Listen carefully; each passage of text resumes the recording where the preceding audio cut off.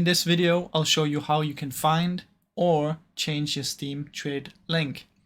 Now, first step is we're going to open up our Steam and log into our account. As you can see, I've logged into my account right here.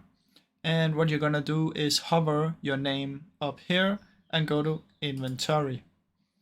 From in here, you can see your inventory, all of your games and stuff. But what we're focused on is the trade offers button.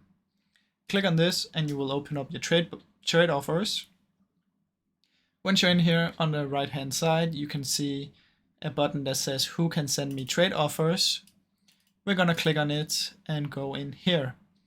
Now from in here, you will be able to see your trade URL right here. You can select it and you can Control C to copy, and you can also right click and copy. Now if you want a new one, you just press the create new URL and you can change your current trade URL. It's super simple, guys. That's basically how you do it on Steam, and I really hope you enjoyed the video. If you did, please leave a like and subscribe, as it helps me out a ton. Thank you so much for watching.